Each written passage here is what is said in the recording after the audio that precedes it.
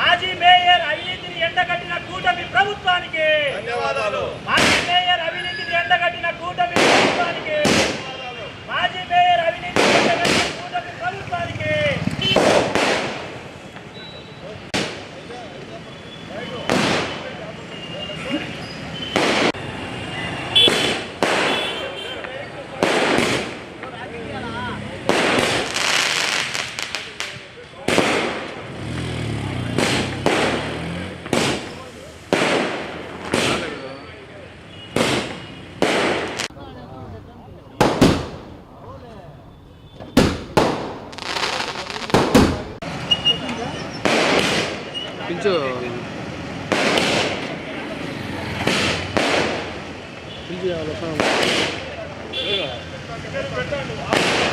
అందరూ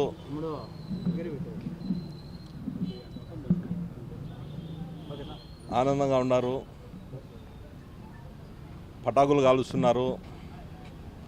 అంటే దానికి కారణం ఒకటే, ఈ మేయర్ దుష్ట పరిపాలన. ఈరోజు ఈ కూటమి ప్రభుత్వము మేయర్ను అనర్హత వేటు వేసింది. అతను చేసిన అక్రమాలను అన్యాయాలను వెలుగుతీసి కడప నగరంలో ఉన్న ప్రజలకు ఇతను ఏమేం మేలు చేశాడు, ఇతను ఎంత సంపాదించుకున్నాడు, ఏ వార్డుల్లో ఏ కని విని ఎరగని అభివృద్ధి జరగలేదు, దీని అన్నిటిపైన సమగ్ర విచారణ జరిపి మా ఎమ్మెల్యే గారు మాధవిరెడ్డి గారు దీన్ని అంతా పొలిట్ బ్యూరో శ్రీనివాసరెడ్డి గారు వీరిరువురు కలిసి మన రాష్ట్ర గౌరవనీయులు ముఖ్యమంత్రి నారా చంద్రబాబు నాయుడు దృష్టికి తీసుకెళ్ళి ఇతను చేసిన అరాచకాలకు అన్యాయాలకు చమరగీతం ఈరోజు పాడడం జరిగింది. ఈరోజు మేయర్ సురేష్ బాబు 10 ఏళ్ళగా మేయర్గా ఉండి ఎక్కడ వేసిన గొంగలి అక్కడే అభివృద్ధి కార్యక్రమాలు జరగలేదు. దానికి డిబేట్ చెప్పేదానికి మా పొలిట్ బ్యూరో సభ్యుడు ఏ ప్లేస్కైనా వచ్చి మాట్లాడేదానికి రెడీగా ఉన్నారు. ఈరోజు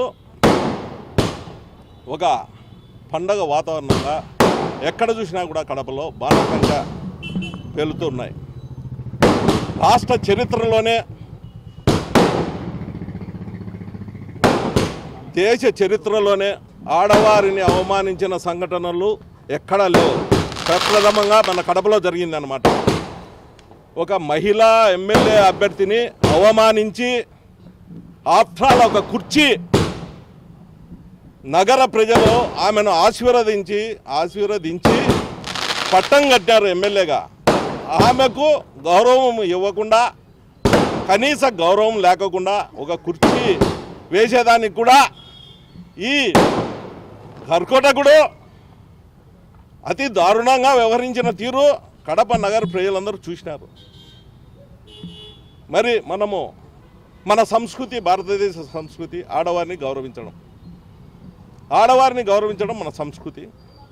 అటువంటి ఆడవారిని అగౌరవపరిచిన ఈ మేయరు ఈరోజు ప్రభుత్వము ఇతన్ని విధుల నుంచి తొలగిస్తూ ఆదేశం ఇవ్వడం జరిగినందుకు ఆనందంగా ప్రతి ఒక్కరూ బాణసంచ కాలుస్తూ ఈ పండగ వాతావరణం ఉంది. హ్యాట్సప్ టు ఎమ్మెల్యే గారు, చెప్పిన మాట నిలబెట్టుకున్నారు. ఆమెకు ధన్యవాదాలు. అందరికీ నమస్కారం. మీడియా మిత్రులందరికీ. గతంలో మా పాలిట్ బ్యూరో మెంబర్ శ్రీనివాసరెడ్డి గారు ఒక మాట అన్నారు, మీకు గుర్తుందో లేదో, షిట్ అండ్ నీట్ అన్నాడు.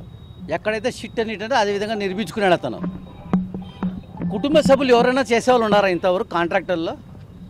వాళ్ళ భార్య పేరుతో ఒక పక్క, కొడుకు పేరుతో ఒక పక్క, బినామీ పేర్లు ఒకటి చేసుకొని ఇతను ఒక్క మేయరు ప్లస్ జిల్లా పరిషత్ చైర్మన్ ఇన్ని తూలు రాజకీయం చేసిన వ్యక్తికి కుటుంబ పేరుతో చేసుకోవాలన్నా లేదా అని తెలియదు అతనికి. ఇతను ఒక మళ్ళా 50 డివిజన్లకు అధిపతి అంట ఆయన. 50 డివిజన్లకు అధిపతి నువ్వు? నీ సొంత డబ్బులు ఏడైనా ₹1 ఖర్చు పెట్టావా నువ్వు? వెహికల్ కూడా కార్పొరేషన్ డబ్బులు పెట్టుకొని తీపిచ్చిన వెహికల్ ఘనత కార్పొరేషన్ది. ఈరోజు ఆ లెక్క కూడా నువ్వు తీసుకుంటున్నావు. ఇది చాలా తప్పు. అందుకే పొలిట్ బ్యూరో మెంబర్ శ్రీనివాసరెడ్డి గారు చెప్పిన షిట్ అండ్ నీట్ అన్నాడు. అది నిర్మించినారు ఎమ్మెల్యే గారు శ్రీనివాసరెడ్డి గారు. మీకు అందరికీ ధన్యవాదాలు.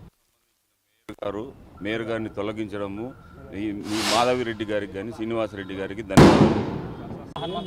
కడప మాజీ మేయర్ గారు, మన ఎమ్మెల్యే గారు మాధవరెడ్డి గారి మేడం గారిని ఒక మహిళని చూడకుండా ఒక కార్పొరేషన్ సమావేశంలో ఎంతగానో అవమానించి ఎంతగానో ఆమెని మనసు నొప్పించిన ఒక వ్యక్తి. భారతదేశంలోనే ప్రపంచంలోని స్త్రీ అంటే ఎంతో గౌరవించేవారు ఉన్నారు.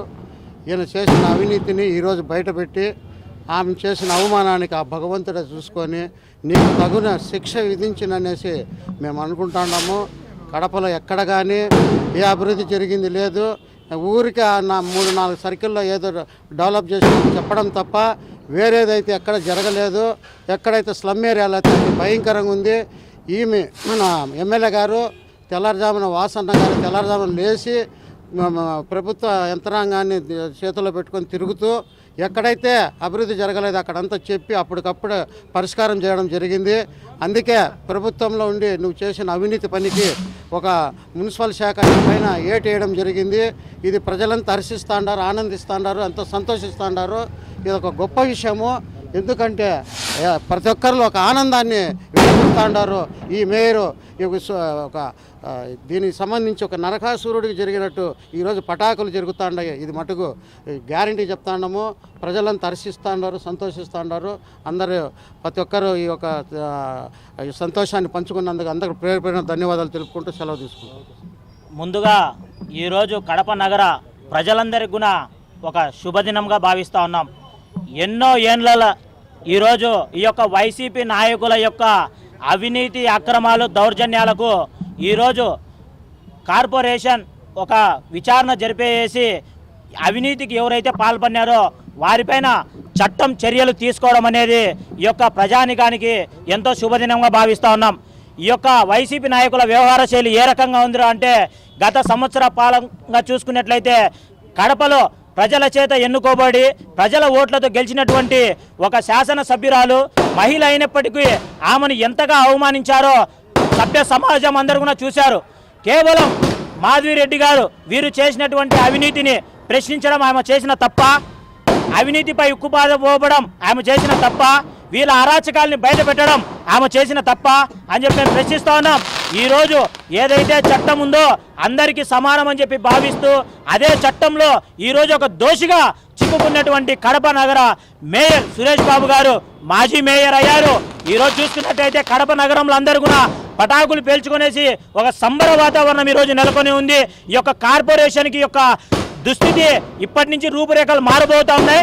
ఖచ్చితంగా కడప నగరంలో ఉన్నటువంటి ప్రజలకు అభివృద్ధి అందించడంలో ఈ కూటమి ప్రభుత్వం అదేవిధంగా కడప శాసనసభ్యురాలు ముక్త కంఠంతో పనిచేస్తారని చెప్పి ఆశాభావం వ్యక్తం చేస్తా ఉన్నాం. ఈ యొక్క నిర్ణయాలు తీసుకున్నటువంటి ఈ యొక్క దోషిగా నిర్ధారించినటువంటి ఈ యొక్క కార్పొరేషన్కు మేము రుణపడి ఉంటామని చెప్పి తెలియజేస్తా ఉన్నాం. భవిష్యత్తులో ఇటువంటి అవినీతి అక్రమాలకు ఎవరైనా పాల్పడితే ఖచ్చితంగా ఈ కూటమి ప్రభుత్వంలో శిక్షకు అందరూ సిద్ధమవ్వాలని చెప్పి మేము తెలియజేస్తా ఉన్నాం.